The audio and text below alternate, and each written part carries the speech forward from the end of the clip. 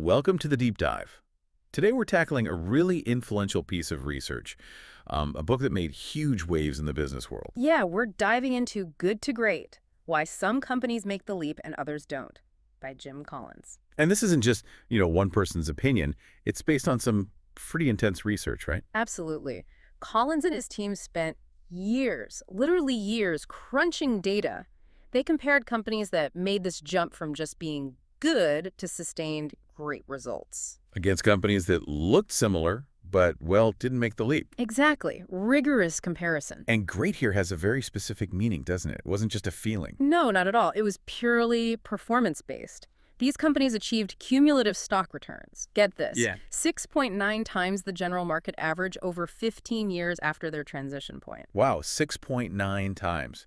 And the book points out, for perspective, even a giant like GE, often praised for performance, outperformed the market by only 2.8 times in a similar period. Right, so it puts that 6.9 figure into perspective. These companies were operating on a whole different level. So the big question the research tried to answer was, basically, how did they do that? What was the secret sauce? Precisely. And the fascinating thing, the reason it got so much attention, was that the answers weren't the obvious ones. Yeah, often counterintuitive, going against the grain of typical business advice at the time. Definitely. So our goal here is to unpack those core findings for you, give you the essence of what this research uncovered about driving that kind of major transformation. Okay, let's jump in. What's the first big takeaway from the study? Well, the foundational piece, the one they start with, is something called Level 5 leadership. It's level 5. Okay, sounds hierarchical. Does that mean like a super-powered genius CEO, the kind you see everywhere? That's the common assumption, but the research actually kind of debunked that. They found the leaders driving these transformations weren't usually the high-profile, charismatic types. Really? So what were they like? They had this interesting, almost paradoxical mix. On one hand, extreme personal humility. On the other, intense professional will. Humility and intense will. That sounds Got it. contradictory. It does, doesn't it? But think of it this way. They were incredibly ambitious, but their ambition was directed first towards the company, not themselves. Okay, so it wasn't about personal glory or fame. Exactly. They wanted the company to be great, to succeed long after they were gone. Their ego wasn't wrapped up in their own image. Can you give an example? Who embodied this? Darwin Smith at Kimberly-Clark is sort of the classic case study in the book, described as shy, unassuming.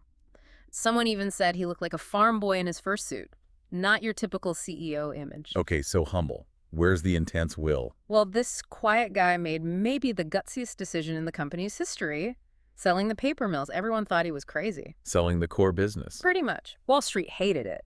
But Smith believed Kimberly-Clark's future was in consumer products like Kleenex and Huggies. He had the sheer will to push that through, facing all the criticism, because he was utterly convinced it was right for the company. And, well, he was right. They ended up beating giants like P&G. Wow. Okay, so the humility let him make the right choice without ego getting in the way, and the will saw it through. That's the idea. And David Maxwell at Fannie Mae is another example, took over when they were losing $1 million a day. Turned it around completely. Incredible turnaround. Yeah, and then at retirement, he was due a massive bonus, something like $5.5 million.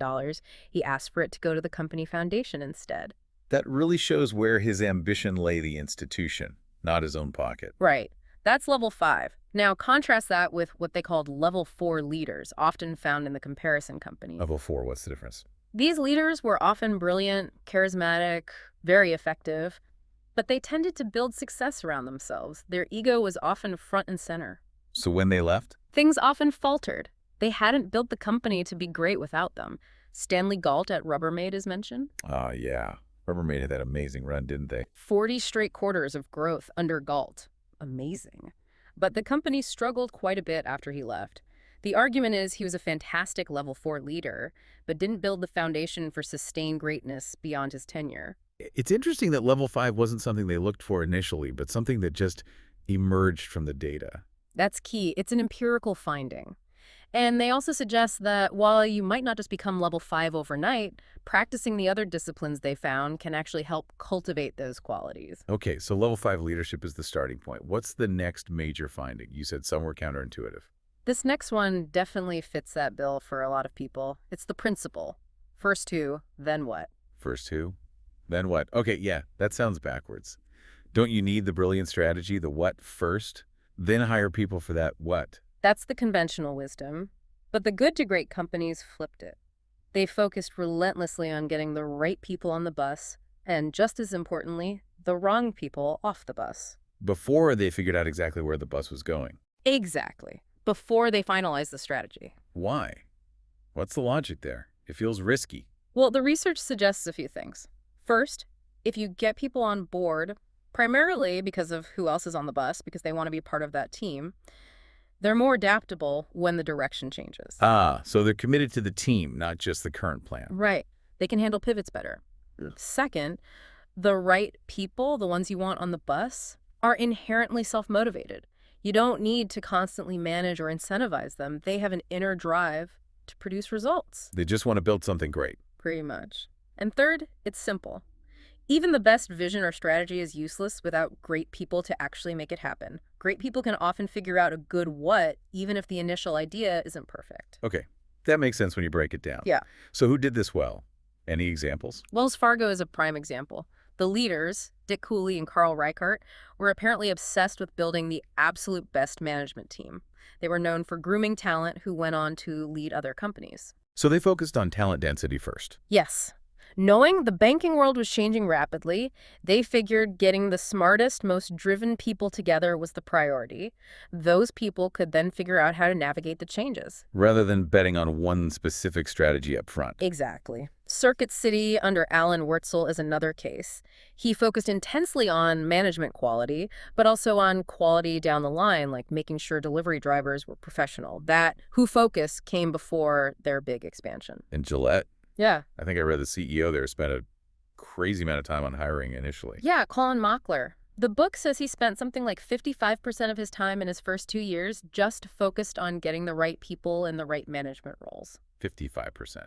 His view was that time spent getting the who right paid off massively later, saved weeks of dealing with problems down the road. That's a serious commitment. And it wasn't just about filling slots right. There was that Philip Morris story. Oh yeah, that's a great illustration.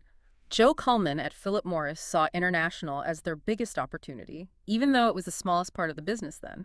So instead of putting a B player there, He put his absolute best executive, George Weissman, in charge. Weissman turned that small division into their biggest growth engine. It shows first whose is also about putting your best people on your best opportunities, not just your biggest problems. that flips the script on how a lot of places allocate talent. Now, about getting the wrong people off the bus. Does that mean these companies were just constantly firing people? Ruthless. The distinction Collins makes is crucial.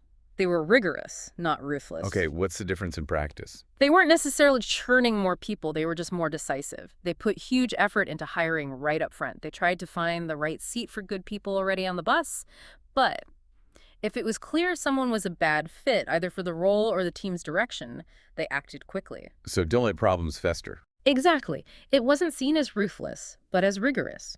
It's fairer to the person who's struggling in the wrong role, and it's essential for the team's momentum. They gave the example of how quickly Wells Fargo dealt with staffing after acquiring Crocker Bank, decisive action to avoid prolonged uncertainty. Okay, so rigor, not ruthlessness in the who. We have level 5 leaders getting the right people on board. Then what? Then comes the third key concept. Confront the brutal facts, yet never lose faith. Okay, that sounds intense, like acknowledging things might be really bad. Precisely that. Every single one of these good to great companies at the start of their transition forced themselves to look squarely at the harshest realities of their situation. No sugarcoating, no pretending. But they didn't give up. That's the paradox. At the exact same time, they maintained this absolute, unwavering faith that they would find a way to prevail in the end. That's the Stockdale paradox, right? Yes, named after Admiral Jim Stockdale, the high-ranking POW in Vietnam. His insight was about surviving that experience. Yeah, he observed that the pure optimists, the ones always sure they'd be out by Christmas, then Easter often didn't make it. Their hope kept getting crushed. Stockdale instead confronted the brutal reality of a situation. He didn't know when he'd get out, but he never lost faith that he ultimately would get out and that the experience would be defining. Wow. So, confront the grim facts, but hold on to the ultimate belief in success. How did companies apply that? Think about Kroger versus A&P in the grocery business. Kroger's leaders confronted the brutal fact that the traditional supermarket model was dying. That must have been hard to face. Incredibly. But based on that fact, they made the painful decision to basically rebuild their entire system, closing stores, changing formats, exiting regions. A&P largely didn't confront that same reality and, well, declined dramatically, So one faced the truth, the other blinked. essentially. Or Walgreens versus Eckerd. Walgreens used data to face the fact that convenience was becoming paramount. That led their corner store strategy. Eckerd, comparatively, seemed to acquire stores without that same grounding in brutal facts. And Fannie Mae, when they were losing all that money. They were staring death in the face.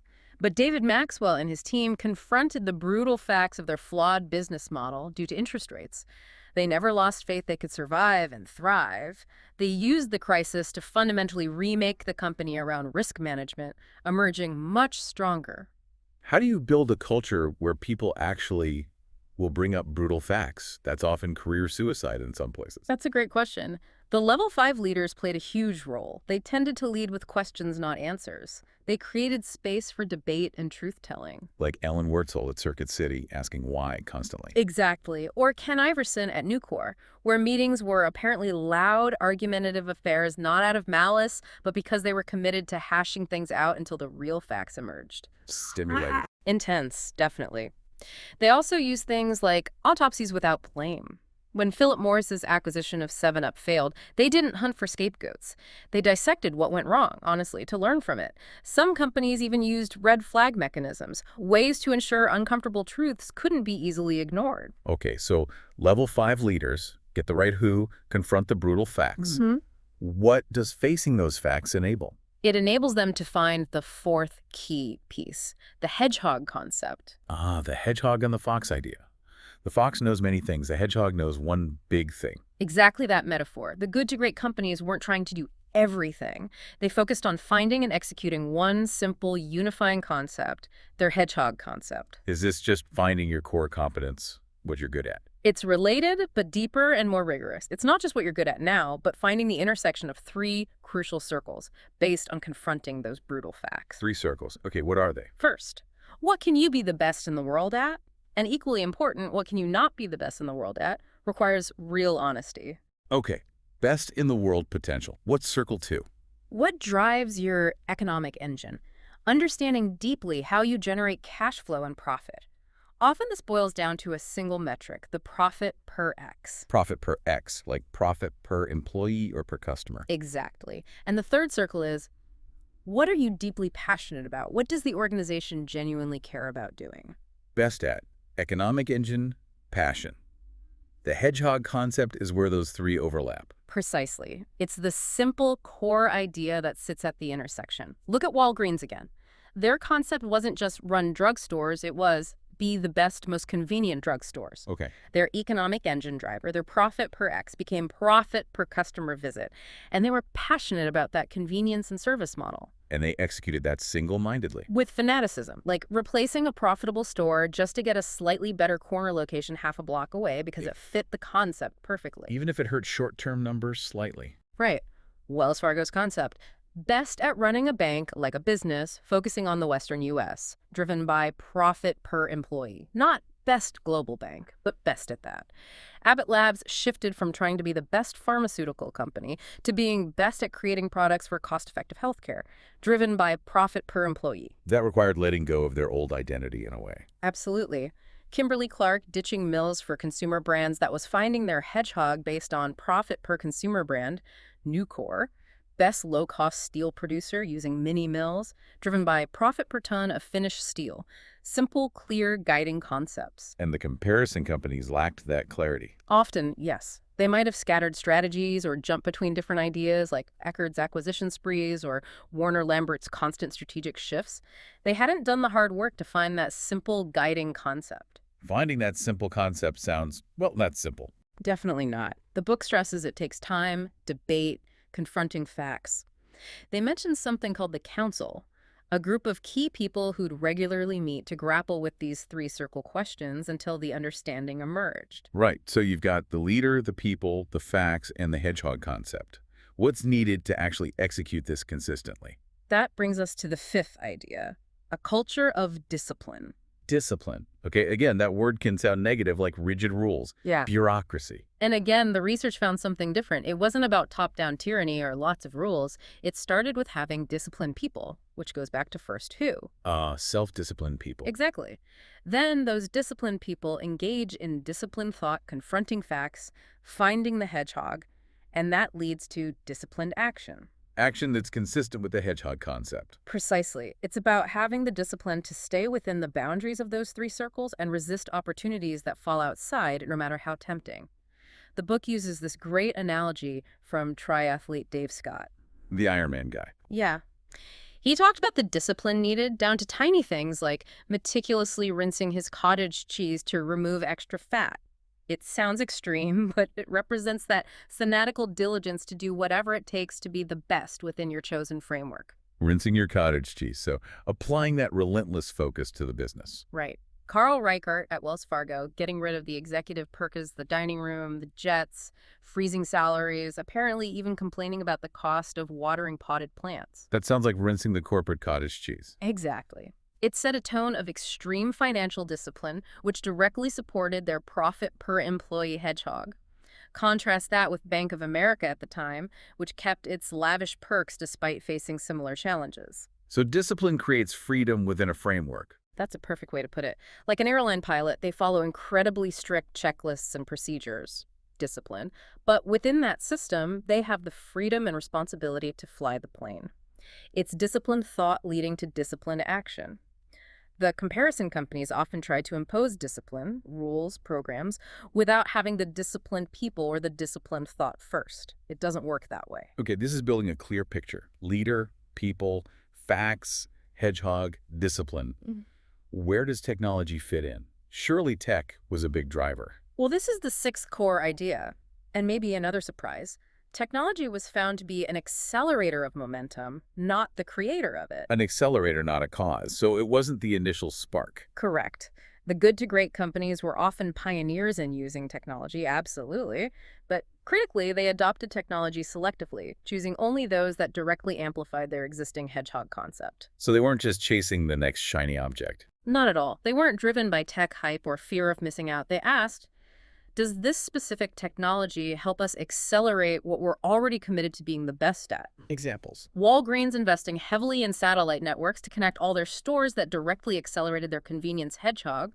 Nucor embracing mini-mill technology accelerated their low-cost steel hedgehog. Wells Fargo adopting ATMs and online banking early accelerated their profit per employee focus.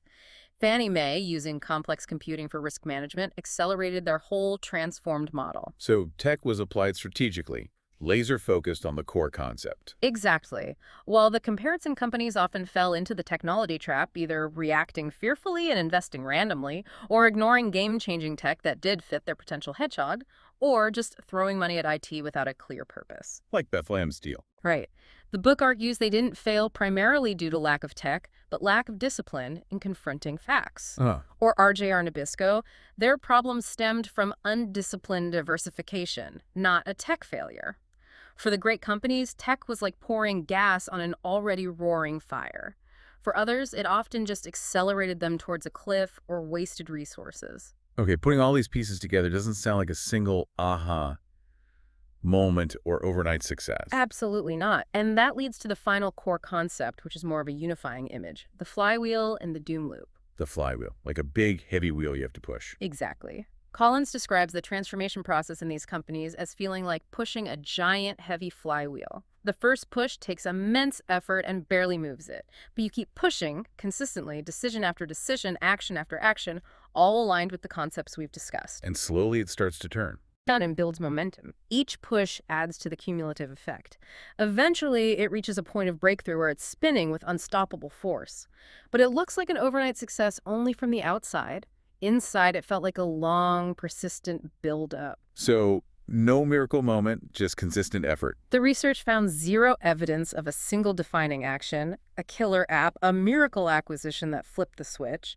It was the cumulative effect of pushing the flywheel step by step. And the doom loop. That's the opposite. Yes, that's what they saw in the comparison companies. Instead of consistent pushing, they'd lurch from one program to another, one restructuring to the next, often with big announcements and fanfare. Trying to find that single magic bullet. Right. New leader comes in new direction, throws out the old plan, starts a new push in a different direction. But they never build sustained momentum. They get stuck in this doom loop of searching for a quick fix instead of committing to the long, disciplined push.